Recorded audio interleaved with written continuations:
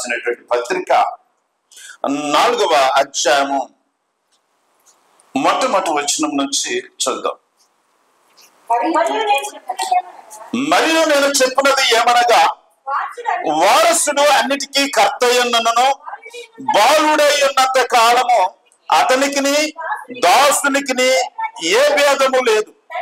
తండ్రి చేత నిర్ణయింపబడిన దినం వచ్చే వరకు అతడు సంరక్షకుల యొక్కయు గృహ నిర్వాహకుల యొక్కయు ఆధీనములో ఉండును. హల్లెలూయా.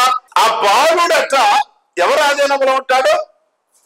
గృహ నిర్వాహకుల యొక్కయు సంరక్షకుల యొక్కయు ఆధీనములో ఉంటాడు. అతడు వారసుడే, అన్నిటికీ కర్తయ్యున్నను అతడు బాలుడై ఉన్నంత కాలము అతడు తన వారసత్వాన్ని అనుభవించలేడు బిడ్డలారా. కాబట్టి ఈ సంరక్షకుల యొక్కయో లేదా గృహ నిర్వాహకుల యొక్కయో ఆధీనంలో ఉంటాడు ఆ బాలుడు. రెండవది మనం చూసినట్లయితే 3వ వచనం, అటువలనే మనమును బాలురమై ఉన్నప్పుడు లోక సంబంధమైన మూలపాఠములకు లోబడి దాసులమై ఉంటిమి. రెండోది, లోక సంబంధమైన మూలపాఠములకు లోబడి మనం ఏమై ఉన్నాము? దాసులమై ఉంటిమి. హల్లెలూయా. మూడవది 4వ వచనము 3వ లైన్, మనము దత్తపుత్రులము కావాలనని ధర్మశాస్త్రమునకు లోబడి ఉన్న వారిని విమోచించుటకై ధర్మశాస్త్రమునకు లోబడిన వాడాయను. ఎవరు ఆధీనంలో ఉన్నాం? మనం బాలుడుగా ఉన్నంత కాలము మనము సంరక్షకుల యొక్కయో గృహ నిర్వాహకుల యొక్కయో ఆధీనంలో ఉన్నాము. రెండోది, లోక సంబంధమైన మూల పాఠములకు లోబడి దాసులమై ఉంటిమి. మూడవది, దేనికి? ధర్మశాస్త్రమునకు మనము ఏమై ఉన్నాము? లోబడి ఉన్నాం. ఈ 3 విధాలుగా మనం దాసులమై ఉన్నాము. అండర్ యోక్ అంటే ఒక కాడి కింద ఉన్నాము. ఇదిగో ఒకరి ఆధీనంలో ఉన్నాము. కారణం ఏంటంటే ఇప్పుడు దాసుడికి బాలుడికి భేదం లేదట. అతడు బాలుడై ఉన్నంత కాలము కూడా ఈ యొక్క దాసునికి బాలుడికి భేదం లేదు. అయితే ఈ బాలుడు అన్నిటికీ వారసుడే. ఎన్నిటికీ? తండ్రికి కలిగి ఉన్న సమస్తమునకు కూడా వారసుడే. కానీ ఈ వారసత్వాన్ని అనుభవించాలంటే ఏం చేయాలి? ఈ బాలు అయ్యేటటువంటి వ్యక్తి మెచ్యూరిటీలోకి మనం సాధారణంగా ఏమంటాం అంటే మైనారిటీ అంటాం కదా. వీళ్ళకి మైనారిటీ. ఇప్పుడు పోలీస్ స్టేషన్లకి ఎవరన్నా వివాహాలు చేసుకోవటానికి వెళ్ళినప్పుడు వాళ్ళు ఏం చేస్తారు? వాళ్ళ యొక్క వయసులు చూస్తారు. కాబట్టి ఈ 18 సంవత్సరాల లోపల అబ్బాయికి అయితే 21 సంవత్సరాల లోపల ఉంటే, అమ్మా మీరు మైనారిటీస్, మేజర్ కాలేదు, మీరు మైనారిటీ, కాబట్టి ఈ కార్యక్రమం మేము చేయలేము అని చెప్పేసి అంటూ ఉంటారు. కాబట్టి వారు స్వతహాగా నిర్ణయం చేసుకోలేని అనుభవం ఉంటారు. అయితే ఇక్కడ రాయబడినటువంటి బాలుడు అనేటటువంటి ప్రథమ ఈ యొక్క రోమన్ లాంగ్వేజ్ లో ఎంత టైం అంటే 25 సంవత్సరాలు ఒక మనిషికి వచ్చే అంత వరకు కూడా వ్యక్తి ఏమై ఉన్నాడు? మైనర్ అయి ఉన్నాడు, బాలుడై ఉన్నాడు. చాలా మంది ఆస్తులు రాయించుకునేటప్పుడు వాళ్ళ దగ్గర కొనుక్కున్నప్పుడు పిల్లలు పెద్దవాళ్ళు కాలేదు, 18 సంవత్సరాల లోపులోనే ఉన్నారు. వాళ్ళతో గనక మీరు సంతకాలు పెట్టించుకొని మీరు గనక చేశారనుకో, వాళ్ళ పెద్ద ఎదిగిన తర్వాత వాళ్ళు తిరిగి కేసేస్తే నీది చెల్లదు దయచేసి. ఎందుకు తెలుసా? గవర్నమెంట్ అప్రూవ్ చేయలేదు. చిన్న వయసులో 21 సంవత్సరాల లోపల కనుక ఆ తల్లిదండ్రులు సంతకం పెట్టి పిల్లలు కూడా సంతకం పెట్టేసి అమ్మినట్లయితే అలాంటి సంతకాలు చెల్లవు బిడ్డలారా. వారు పెరిగిన తర్వాత పెద్దయిన తర్వాత వారు మాకు తెలియకోకుండా మా తల్లి వీటిని అమ్మేశారు, ఈ ఆస్తి మా పితరుల నుంచి వచ్చింది, మా తల్లిదండ్రుల నుంచి వచ్చింది, మా తల్లిదండ్రులు మాకు తెలియకోకుండా అమ్మేశారని చెప్పేసి వారి గనక మరలా ఏదైనా కోర్టు గనక కేసు గనక వేసినట్లయితే ఆస్తి మరలా వాళ్ళకి తిరిగి వెళ్ళిపోద్ది. కాబట్టి మైనారిటీ అనగా వారికి ఏమీ తెలియదు. అలాంటి స్థితిలో వారు ఒకరి ఆధీనంలో ఉండేటటువంటి వారు, ఒక శిక్షకుడి కింద ఉండేటటువంటి వారు. ఇప్పుడు యేసు ప్రభు వారు ఎందుకు ఈ లోకానికి వచ్చాడంటే ఇప్పుడు మనము దేనికి సంరక్షకుల యొక్కయో గృహ నిర్వాహకుల యొక్కయో ఆధీనంలో ఉన్న స్థితిలో నుంచి మనల్ని స్వతంత్రులుగా చేయాలని, ఆ యొక్క మైనారిటీ నుంచి మేజర్ గా చేయాలని యేసు ప్రభులు వారు వచ్చి ఉన్నారు. బిడ్డలారా, ఇప్పుడు మనం దేనికి లోబడి ఉన్నాం? ఒకటి సంరక్షణ. యేసు ప్రభువు వారు దొంగల చేతిలో పడినటువంటి వ్యక్తిని ఏమన్నాడు? అతనికి పరీక్షలు చేసి నూనె రాసి ద్రాక్షారసం ఇచ్చి ఏమన్నాడు? వచ్చిన తర్వాత ఒక పోట కోళ్ళ ఇంటి వాని దగ్గర ఇచ్చేసి, అయినా ఇతను నిన్ను పరామర్శించు, నీవు ఈయనకి ఏమన్నా ఖర్చు పెట్టినట్టయితే నేను తిరిగి వచ్చినప్పుడు నేను నీకు చెల్లిస్తాను. ఓకేనా? ఇప్పుడు ఈ యొక్క పోట కోళ్ళ ఇంటి వాడి దగ్గర ఉన్నవాడు ఎవరికి సంబంధించిన వ్యక్తి? ఆ ఇంటి వ్యక్తి కేవలం అతడు సంరక్షకుడు మాత్రమే, అతడు గృహ నిర్వాహకుడు మాత్రమే. ఇదిగో అప్పగించబడినటువంటి వాడు, ఇదిగో వేరే మనిషి యొక్క స్వాస్థ్యము, ఏదో మనిషి యొక్క సంపద.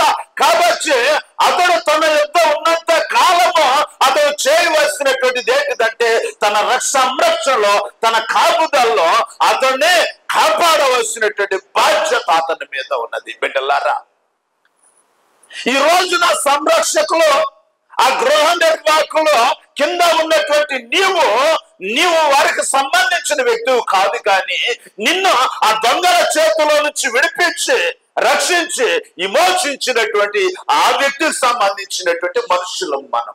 కాబట్టి ఈ యొక్క బాలుడై ఉన్నంత కాలము కూడా దాసునికి బాలుడికి ఏ భేదము కూడా లేదు అని చెప్పేసి అంటున్నాను. ఇంకోసారి లూకాసు సువార్త 12వ అధ్యాయంలో రాయబడి ఉంటది, ఇదిగో తన పిల్లలకంట తగిన వేళ ఆహారం పెట్టినట్లుగా ఇదిగో గృహ నిర్వాహకులకు అప్పచెప్పేసి తండ్రి ఏం చేస్తాడు? ఆ యొక్క యజమానులు ఏం చేస్తాడు? ఆ పిల్లలకు తగిన వేళలో ఏం పెట్టమన్నాడు?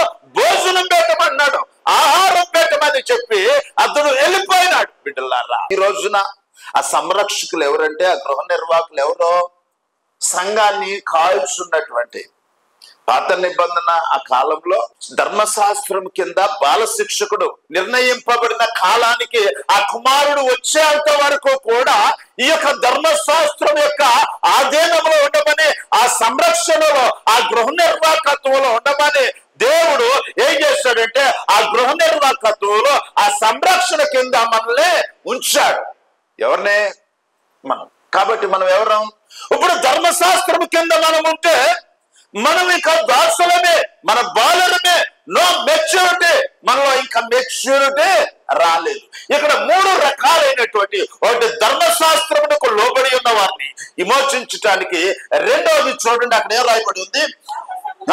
లోక సంబంధమైన మూలపాఠములకు లోబడి. లోక సంబంధమైన మూలపాఠములకు లోబడి ఉండడం అంటే ఏంటిదంటే భూతములు. ఈ భూతములు అంటే ఏంటిదంటే ఆకాశ మండలమందు ఉన్నటువంటి దురాత్మల యొక్క సమూహము. ఇది spiritual forces of the world. ఈ లోక సంబంధమైనటువంటి స్పిరిచువల్ ఫోర్సెస్, వీటిని హెవెన్లీ బీయింగ్స్ అంటూ ఉంటారు. బిడ్డలారా, ఈ యొక్క లోక సంబంధమైన దురాత్మల యొక్క సమూహముకు రెండోది ఈ యొక్క మానవాళి అంతా కూడా ఈ లోక సంబంధమైనటువంటి ఆ స్పిరిచువల్ ఫోర్సెస్ ఏవైతే ఉన్నాయో వాటికి లోబడి ఉన్నాం మనం. ఒకటి ధర్మశాస్త్రానికి లోబడి ఉన్నాం, రెండోది స్పిరిచువల్ ఫోర్సెస్ అనగా భూతాలకు లోబడి ఉన్నాం, మూడోది సంరక్షకుల యొక్క గృహ నిర్వాహకుల యొక్క వారికి లోబడి. వీళ్ళు ఎవరంటే ఈ సంరక్షకులు ఎవరు తెలుసా? ఈ గృహ నిర్వాహకులు ఎవరు తెలుసా? దైవ సేవకులే, పాస్టర్సే. చాలా మంది సంఘాల్లో దేవునికి సంఘ బిడ్డలకు సంబంధాలు ఉండవు. ఎవరికుంటాయి? ఎవరికి? పాస్టర్కేనా? విశ్వాసులకే. ఈ విశ్వాసుల్ని, ఈ యొక్క బిడ్డలని దేవునితో కనెక్ట్ చేయడం. నువ్వెవరు కనెక్ట్ కావాలి? నీవు నేను దేవునికి కనెక్ట్ అవ్వాలి. గృహ నిర్వాహకుడు పని ఏంటిది? సంరక్షకుడు పని ఏంటిదంటే కేవలము తగిన వేళ ఇదిగో వాక్యాన్ని ఆహారం పెడతాం, తగిన వేళ నీరు పెడతాం, తగిన వేళ ఇదిగో నీ నీకు సంరక్షణ కల్పించడం, ఎలాంటి పనులు చేయాలి. ఇదిగో ఈ యొక్క సంరక్షణ చేతిలో, గృహ నిర్వాహకుల చేతిలో ఉన్నటువంటి నిన్ను ఎవరి కోసం అంటే దేవుని కోసం, ఆ తండ్రి కోసం విమోచించే నీ కొరకు ప్రాణం పెట్టిన యేసయ్య కోసం నిన్ను కనెక్ట్ చేయడానికి వచ్చాను. కానీ చాలా మంది సేవకుడికి కనెక్ట్ అయిపోతూ ఉంటారు. నీవు నేను కనెక్ట్ అవ్వాల్సింది సేవకుడికి కాదు. ఇదిగో పౌలు అంటాడు, ఈ గృహ నిర్వాహకత్వం నాకు అప్పగించబడింది అంటాడు. కాబట్టి గృహ నిర్వాహకత్వం చేసేటటువంటి వ్యక్తి ఈ వ్యక్తులను తనకు అప్పగించబడినటువంటి వారిని దేవునికి కనెక్ట్ చేసేటటువంటి వాడిగా ఉండాలి బిడ్డ. తనతో కనెక్ట్ చేసుకునే వాడిగా ఎప్పటికీ కూడా ఉండకూడదు బిడ్డలారా. ఎవరితో ఉండాలి? దేవునితో. ఇంకోటి, ధర్మశాస్త్రం ఏం చేసిందంటే, ధర్మశాస్త్రము ఎప్పుడు కూడా ఆరాధికుడని అనగా ఆరాధించటానికి, పూజించటానికి వచ్చిన వ్యక్తిని ఎప్పుడు కూడా ఎక్కడికి చేర్చలేదు తెలుసా? తండ్రి అయిన దేవుని దగ్గరికి అది అప్రోచ్ కానివ్వలేదు. బ్రాట్ ఇంటూ ఫాదర్స్ ప్రెజెన్స్, తండ్రిని సమీపించే ఆ ఆధిక్యత ధర్మశాస్త్రము ఇవ్వలేదు బిడ్డలారా. ఆ ఆవరణం బట్టిగా వచ్చే ఆధిక్యత ఇచ్చింది ధర్మశాస్త్రం. ఆ బలి అర్పించడానికి అక్కడికి మాత్రమే వచ్చే ఆధిక్యత ఇచ్చింది. కానీ అతి పరిశుద్ధ స్థలంలో ఉన్నటువంటి ఆ తండ్రిని చేరి, తండ్రిని అప్రోచ్ చేయ, తండ్రిని కలుసుకునే ఆధిక్యత ధర్మశాస్త్రం ఎప్పుడూ కూడా ఇవ్వలేదు. ఇచ్చింది ఎప్పుడన్నా? నీవు తండ్రిని అప్రోచ్ కాలేకపోతే, తండ్రిని నువ్వు చేరలేనంత కాలము ఇదిగో నీవు నేను ఎవరమంటే మనం బాలురం అంతే, మనము దాసులం అంతే. ఒకవేళ నువ్వు సేవకుడు ఆధీనంలో ఉండు, ధర్మశాస్త్రం ఆధీనంలో ఉండు, లేకపోతే లోక సంబంధమైన మూల పాఠములు అంటే ఈ యొక్క లోకంలో ఉన్నటువంటి ఆకాశ మండలందున ఈ దురాత్మల యొక్క సమూహం యొక్క ప్రేరేపణలతో నీవు నేను నడిపించబడుతూ ఉన్నామంటే యూఆర్ చిల్డ్రన్స్, నువ్వెవరో బాలుడు అంతే. ఎన్నిటి నుంచి బయటకు రావాలి తెలుసా? ఎన్నిటిలోంచి? నీ గృహ నిర్వాహకుడైనా, నీ సంరక్షకుడైనా వారి చేతిలో నుంచి బయటకు రావాలి. అంటే వారిని పూర్తిగా విస్మరించమని కాదు బిడ్డలారా. నిన్ను తండ్రి యొద్దకు చేర్చే బాధ్యత ఆ గృహ నిర్వాహకుడే. తండ్రితో అటాచ్మెంట్ చేసే బాధ్యత ఆ సంరక్షకుడిది. మంచి ఆహారం పెట్టి, మంచి పోషణ ఇచ్చి, బలంగా నేను తయారు చేసి ఆ తండ్రిని అప్రోచ్ అవటానికి కావలసినవన్నీ కూడా ఏం చేయాలి? ఈ యొక్క సంరక్షకుడు కార్యక్రమాలు చేయాలి. ఈ రోజున గృహ నిర్వాహకులతోనే, సంరక్షకులతోనే సంబంధాలు, సంఘానికి దేవునితో సంబంధాలు ఉండలేదు. సంఘం ఎలాగుండాలి తెలుసా? అపోస్తుల కార్యం 13వ అధ్యాయంలో వారందరూ ప్రార్థన చేస్తా ఉంటే పరిశుద్ధాత్మ దేవుడు ఇదిగో పౌల్ని, బర్నబాని ఇదిగో నేను నా కొరకు ఏర్పరచుకున్న పని కొరకు వారిని ప్రత్యేకపరచండి అని చెప్పేసి ఆ సంఘములో ఉన్నటువంటి వారు ప్రార్థన చేస్తూ ఉండగా దేవుని స్వరాన్ని వారు వినే అనుభవంలో చూశారు. దేవుని స్వరాన్ని వింటున్నావా సంగమా? దేవుని యొక్క నడిపింపు కలిగి ఉన్నావా? దేవుని యొక్క ప్రత్యక్షతని ఈ రోజు నువ్వు కలిగి ఉన్నావా? ఆ గృహ నిర్వాహకుడు, సంరక్షకుల యొక్క ఇదిగో వాళ్ళతోనే నీ జీవితాన్ని సరిపెట్టుకొని నీ జీవితాన్ని మోసం చేసుకుంటూ ఉన్నారు బిడ్డలారా. నీవు చేరవలసింది ఆ తండ్రిని చేరాలి, నీ కొరకు ప్రాణం పెట్టిన క్రీస్తును చేరాలి, ఆయన స్వరాన్ని వినగలిగిన అనుభవంలోనికి వెళ్ళాలి బిడ్డలారా. ఈ ధర్మశాస్త్రం ఎప్పుడు కూడా ఏం చేసింది? ఈ యొక్క ఆ తండ్రిని చేరే అవకాశం ఇవ్వలేదు. ఆయన చేరడానికి, ఆయనతో మాట్లాడే అవకాశం కూడా ఈ యొక్క బిడ్డలకు దొరకలేదు బిడ్డలారా. దేవుని కుమారుడు వచ్చి ఏం చేశాడు తెలుసా? దేవుని కుమారుడు వచ్చేసి ఏం చేశాడు?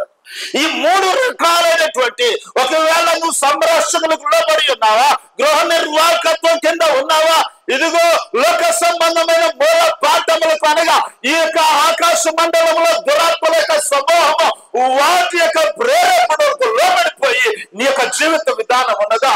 3వది ధర్మశాస్త్రానికి లోబడి ఉన్నావా? దేనికి లోబడి ఉన్నావు? ధర్మశాస్త్రము ఏం చేసింది?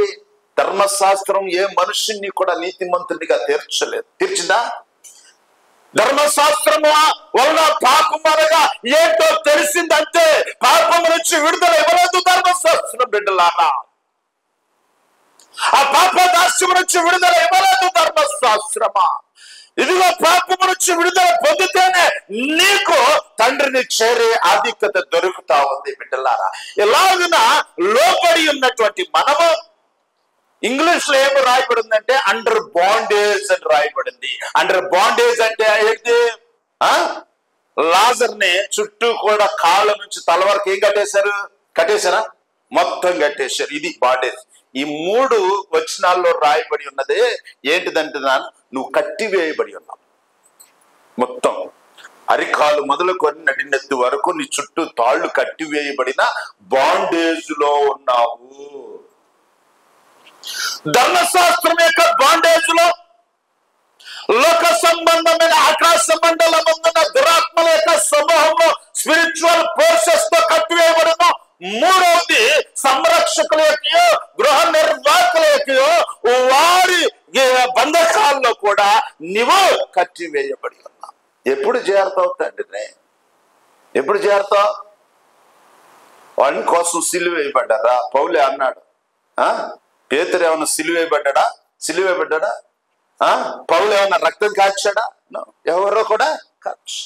కానీ నీ భయనం, నీ గమ్యము ఎక్కడ ఆగిపోతుందంటే నీ సేవకుడి దగ్గర కాదు, నీ సంరక్షకుడి దగ్గర కాదు, నీ గృహ నిర్వాహకుడి దగ్గర కాదు, నీ భయనం ధర్మశాస్త్రం దగ్గరే కాదు.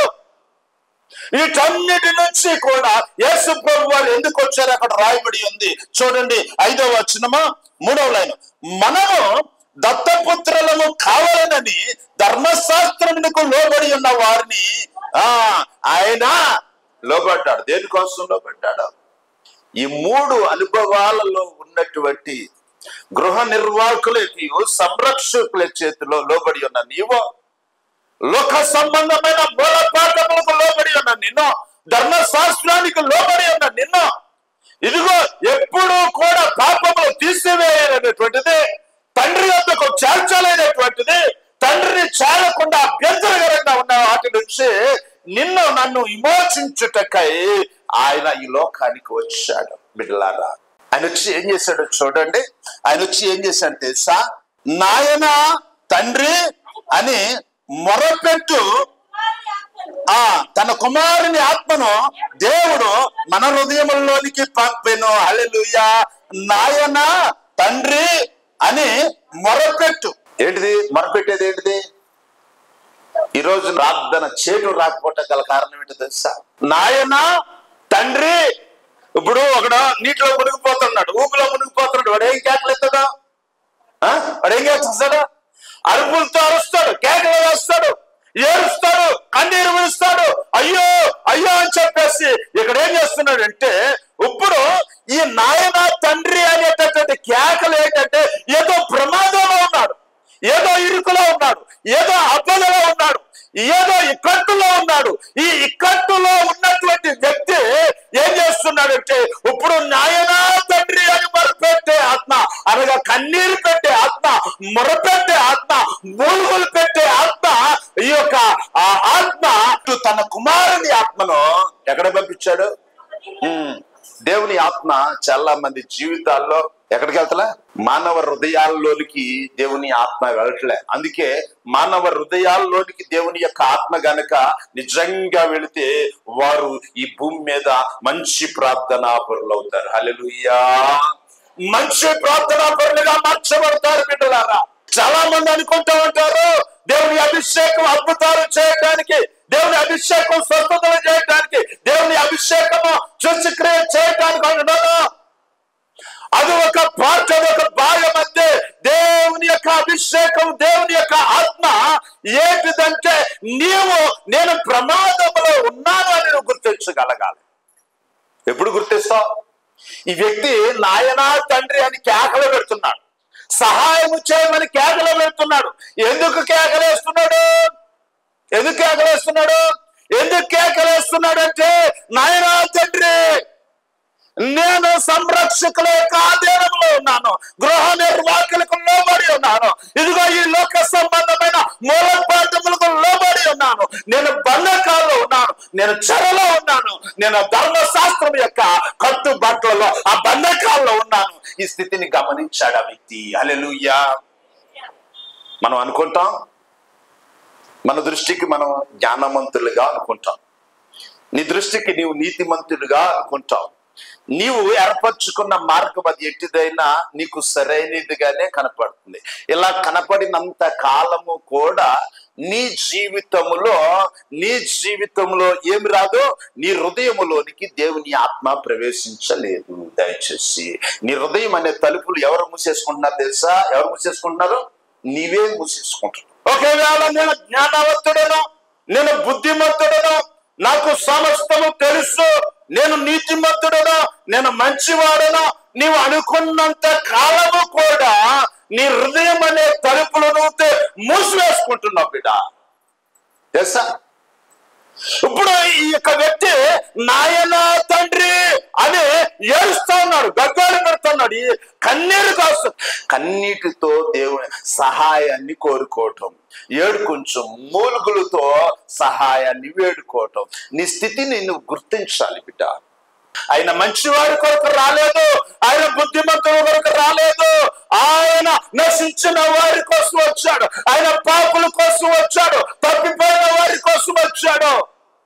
నేను దాసుడిగా ఉన్నాను, నేను చెరలో ఉన్నాను, నేను బంధించబడి ఉన్నాను, మూల పాఠాలకు లోబడి నేను బ్రతుకుతా ఉన్నాను, నేను ధర్మశాస్త్రం యొక్క కట్టుబాట్లలో ఉన్నాను అని చెప్పి నీ స్థితిని ఎప్పుడైతే నువ్వు గమనిస్తావో, గమనించి సహాయం కొరకు నాయన తండ్రి అని చెప్పి మొరపెట్టేటటువంటి రీతిలో సహాయాన్ని వేడుకుంటావో, జరిగేది ఏంటో తెలుసా?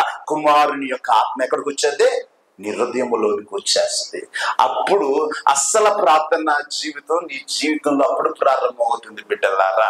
కాబట్టి నువ్వు వారసుడు అయిపోయేది అంతే. బాలుడిగా ఉన్న నీవు వారసుడు అయిపోయావు, బాలుడిగా ఉన్న నీవు కుమారుడు అయిపోయావు, దాసుడిగా ఉన్న నీవు స్వతంత్రుడు అయిపోయినావు. ఇదిగో దాసుడిగా ఉన్న నీవు వారసుడిగా మార్చబడ్డావు. అన్నిటికీ ఇప్పుడు తండ్రికి కలిగిన సమస్తానికి నీవే వారసుడు. నువ్వు బాలుడు అయి ఉన్నావు అనుకో, నీ తండ్రికి ఏం కలిగి ఉన్నా? పెద్ద కుమారుడితో ఏమన్నాడు? నాకు కలిగినవన్నీ కూడా నీవే అన్నాడు. అలాగిన నీవు నేను వారసులమే, కానీ దేవుని వారసత్వాన్ని మనం ఎందుకు అనుభవించలేకపోతున్నాం? దేవుని వారసత్వాన్ని ఎందుకు అనుభవించలేకపోతున్నాం అంటే, ఎందుకు? నువ్వు బాలుడవై ఉన్నావు, సంరక్షణ చేతిలో ఉన్నావు, గృహ నిర్వాహకుల చేతిలో ఉన్నావు. రామేంటికే బాలుడు అయిన ఆ స్థితిలోంచి బయటికి రా, ఆ సంరక్షణ చేతిలోంచి బయటికి రా, గృహ నిర్వాహకుల చేతిలోంచి నువ్వు బయటికి రా, ఇదిగో ధర్మశాస్త్రం కట్టులోంచి బయటికి రా, ఆ పాపం నిన్ను బంధించా అందులోంచి బయటికి రా, ఆ కార్యమాన్ని విడిపించుకొని బయటికి రా. నిన్ను వారసుడిగా చేయటానికి నీ స్థితిని గమనించు. నువ్వు బయటకు రాలేవు, నీ స్థితిని గమనించు. అంటే నేను ఈ స్థితిలో ఉన్నాను, నేను ఈ బంధకాల్లో ఉన్నాను.